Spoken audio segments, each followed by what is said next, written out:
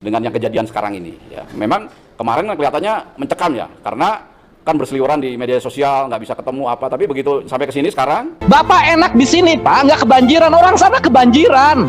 A few moments later.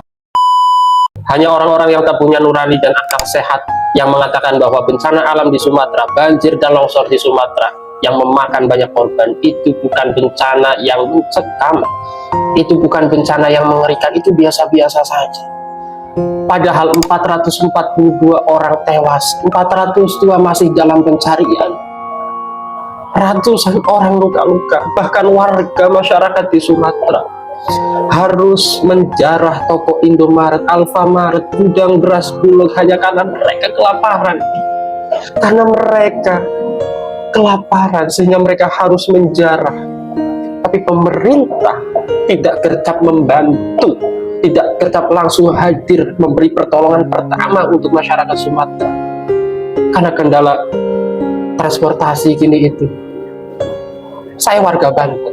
Saya tidak mengalami bencana itu, tapi saya mendengar pernyataan dari Kepala BNPB itu sangat sakit hati, Pak. Bapak malah membandingkan bencana alam di Sumatera dengan bencana-bencana yang lain. Giliran ada pondok pesantren ambruk, langsung dibangunkan dengan dana APBN.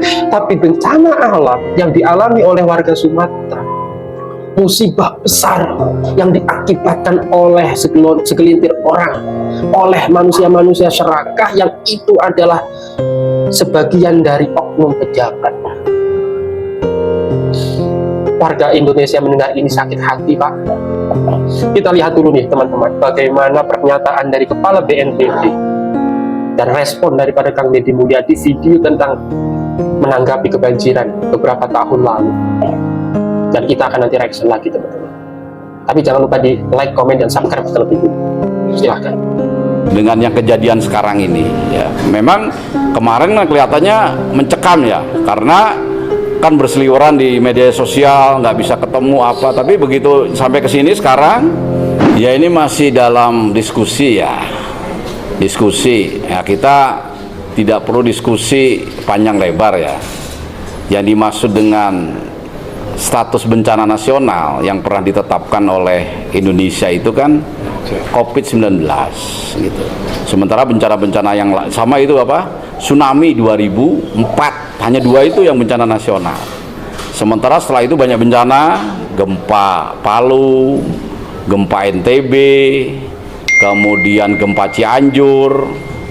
Mungkin skala korban ya, skala korban, kemudian juga kesulitan akses ya, rekan-rekan media bisa bandingkan aja dengan yang kejadian sekarang ini ya. Memang kemarin kelihatannya mencekam ya, karena kan berseliweran di media sosial, nggak bisa ketemu apa. Tapi begitu sampai ke sini sekarang, begitu rekan media tadi hadir di lokasi kemudian tidak hujan.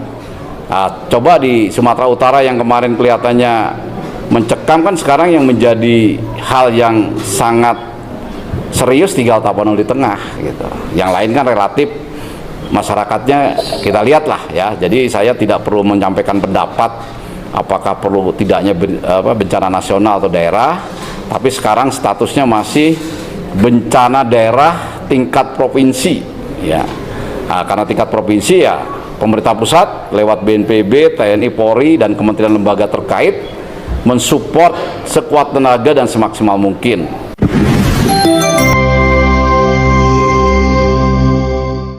Hukum alam itu hukum mutlak, tidak bisa digeser-geser. Negara harus benar, nggak bisa begini terus. Bapak enak di sini, Pak, nggak kebanjiran. Orang sana kebanjiran. Tinggalkan legasi yang baik buat generasi ke depan. Saya pengen birokrat itu jujur, tata kiki jujur. Saya nggak akan kritisi anggaran 0, sekian, enggak. Tapi kalau urusan hutan, urusan banjir, urusan segala macam, saya akan ngomong keras. Saya dari dulu jawaban tuh banjir tahun kemarin jawabannya itu jawab, tapi Bapak nggak ngasih solusi. Tugas Kementerian Lingkungan itu ada bersifat tegas. Sikapnya adalah menjaga lingkungan dan menjaga hutan. Seluruh dinas, seluruh kementerian harus tunduk pada rekomendasi Kementerian Lingkungan Hidup. Pembangunan ini tidak recommended karena akan mengakibatkan ini. Pembangunan ini tidak recommended karena akan mengakibatkan ini. Pengembangan ini tidak recommended karena akan mengakibatkan ini. Kawasan ini tidak boleh ditebang karena mengakibatkan ini. sifatnya mutlak. Hukum alam itu hukum mutlak, tidak bisa digeser-geser. Hukum alam itu hukum mutlak, tidak bisa digeser-geser. Karena kausalitas. Resiko apapun harus diambil. Kenapa? Karena ini mutlak. Hukum alam nggak bisa ditafsirkan. Dan nggak bisa ada rekayasa alam. Untuk itu, fungsinya adalah menerangkan, memberikan sesuatu gambaran nih Pak, negatifnya ini, positifnya ini, jelasin. Tidak bisa Kementerian Lingkungan Hidup mengikuti keinginan kementerian lain. Kan seluruh kebijakan harus ada rekomendasi analisis dampak lingkungan. Karena ini kuncinya, ini akibatnya segala sesuatu tidak berpegang teguh pada prinsip. Ada beberapa kampung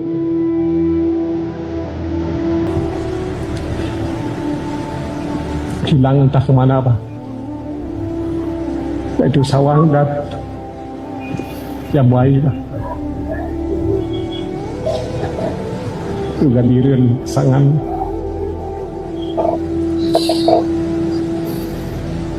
malam itu 4 kampung juga tahu entah kemana. Jadi Aceh sekarang tsunami kedua Pak. Jadi inilah tugas kita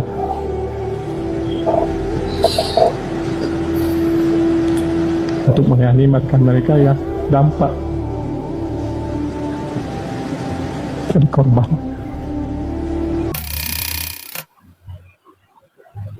Jawa itu hama, Sumatera dianaktirikan. Kenapa berita banjir di Sumatera tidak spiral berita Tumblr? Apa karena kami bukan Jawa? Sedangkan di Sumatera ada 174 korban meninggal dan banyak orang luka-luka. Apa karena kami bukan Jawa? Itu kata mereka di dalam komentar yang ingin memperkeruh suasana. Kita harus tahu bahwa saudara itu ada 3. Ada saudara sedarah, ada saudara seagama, sekeyakinan, ada saudara setanah air. Dan setiap bagian dari wilayah di Indonesia kita semua itu saudara, apapun ras, suku, dan keyakinannya. Ketika tangan kanan terluka, tangan kiri tak harus diperintah untuk mengobati tangan kanan. Ketika tangan kiri gatal, tangan kanan tak harus diperintah untuk menggaruk tangan kiri. Semua ikut terluka atas duka yang mendalam yang terjadi di Sumatera. Tapi mohon di stop kalimat-kalimat yang akan memperkeruh suasana, khususnya bagi para milenial, Gen Z, dan lain sebagainya yang memperkeruh suasana dalam komentar-komentar seperti itu. Kami juga sangat terluka. Kami sangat berduka dengan apa yang terjadi di Sumatera. Kami tidak tinggal diam. Dan saya mengajak kepada seluruh pemuda khususnya di wilayah Jabodetabek untuk mengadakan galang dana di setiap wilayah masing-masing untuk meringankan beban yang dirasakan oleh saudara kita di Sumatera. Kita adalah saudara. Jangan sampai mau dipecah belah oleh orang yang tidak mau bertanggung jawab. NKRI harga mati. Barakallahu fiik. Gue ngeliat berita tentang Sumatera 2 hari belakangan ini tuh sakitnya udah bukan lagi di mata, sakitnya tuh udah di pikiran, di otak gue, di hati gue. Kebayang saudara-saudara kita, kebayang gimana kalau gue yang ada di sana, keluarga gue yang ada di sana, kebayang. This is beyond imaginations. Dan yang lebih menyakitkan lagi adalah ketika gue baca ada komen netizen yang mengatakan mungkin ini karma. No, it's not. Bahkan kalian menggunakan kata karma aja udah salah itu orang, gitu loh.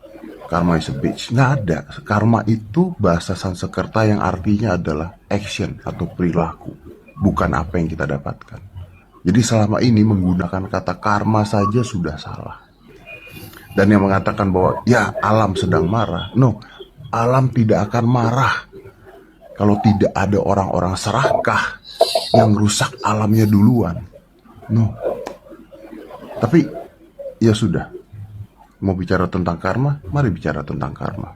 Karma adalah apa yang bisa kita perbuat. So now, let's concentrate apa yang bisa kita perbuat. Udah itu aja dulu. Apa yang bisa kita perbuat saat ini dan sekarang.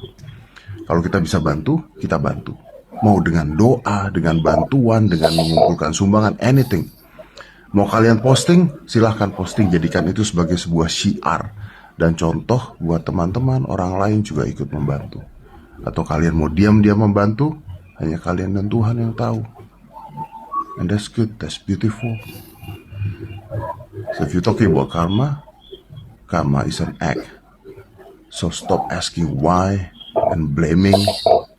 Keep on later. But now, let's act. Dengan yang kejadian sekarang ini, ya, memang kemarin kelihatannya mencekam ya, karena kan berseliweran di media sosial, nggak bisa ketemu apa, tapi begitu sampai ke sini sekarang. Emang saat seperti ini tuh harusnya empati jadi bare minimum manusia ya. Apalagi ini sekelas BNPB. Padahal gue lihat sendiri BNPB ini jadi garda terdepan dalam proses evakuasi, dalam proses penanganan bencana, terutama yang terjadi di Sumatera. Jadi sangat disayangkan pimpinannya malah ngomong kayak gini. Ada dua kemungkinan sih, bisa jadi benar, bisa jadi salah. Tapi kayaknya kita nggak salah lihat ya, banyak jembatan yang terputus, banyak rumah yang tertimbun, banyak desa yang masih terisolir, banyak korban jiwa, banyak nama yang masih hilang. Kita mendorong agar menjadi status bencana nasional itu, agar proses evakuasi, recovery, kemudian distribusi logistik, konsumsi, menjadi tanggung jawab bersama, baik itu pemerintah daerah ataupun pemerintah pusat. Sumpah, gue nggak tega lihat rakyat Sumatera yang bahkan sampai minta tolong ke Malaysia, minta tolong ke Thailand. Bukankah Sumatera masih Indonesia? Atau hanya sumber daya alamnya aja punya Indonesia, bencananya bukan? Bahkan di beberapa daerah sudah mulai terjadi penjarahan, di minimarket, di gudang bulog, di toko-toko. Kalau keadaannya nggak mencekam, kayaknya nggak mungkin deh sampai kayak gitu. Lo bisa bayangin nggak 5 hari bencana tanpa ada makanan, tanpa ada tempat tinggal, bahkan kita masih harus mencari keluarga yang hilang. Jadi rasanya kita nggak harus terbakar dulu untuk tahu kalau api itu panas. Dan kita nggak harus jadi korban dulu untuk tahu mencekamnya situasi bencana. Kerusakan sudah terlihat di daratan, di lautan akibat tangan manusia. Sejahat-jahatnya gajah, dia hanya bisa mencabut pucuk sawit paling 5. Sejahat-jahatnya badak, dia paling bisa menanduk 1 pohon kayu. Tapi manusia, dia tidak pakai kampak, dia tidak pakai tanduk, dia tidak pakai cula. Dia cukup dengan tanda tangannya habis 600.000 hektar. Dengan ujung jarinya. Lalu tangan yang sudah menghancurkan hutan itu dipakai untuk mengangkat kepada Tuhan. Ampunkan dosa kami yang Tuhan. Kira-kira apa kata malaikat? Kau bercanda apa serius?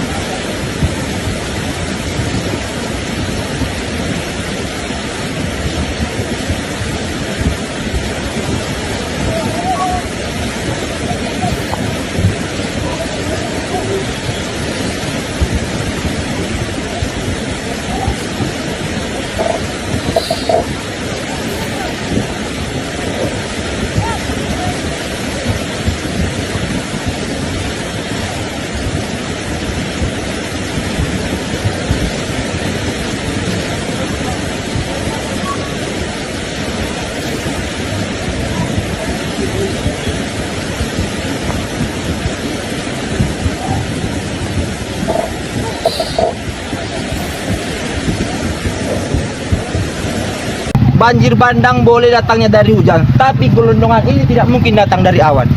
Lihatlah bagaimana tidak ada satupun kanopi dari batang ini. Kalau bukan dari gergaji yang disebabkan oleh tahan-tahan jahil manusia.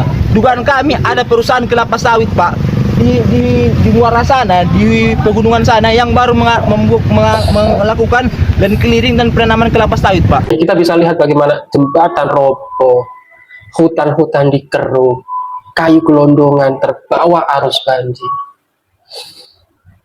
Ratusan orang mati. Yang itu semua disebabkan oleh keserakahan manusia, oleh keserakahan pejabat yang menandatangani regulasi atau izin pembabatan hutan di Sumatera. Kalau kita mau membandingkan dengan fenomena atau tragedi robohnya pesantren di Jawa kemarin-kemarin ini, langsung dibangunkan dengan dana APBN.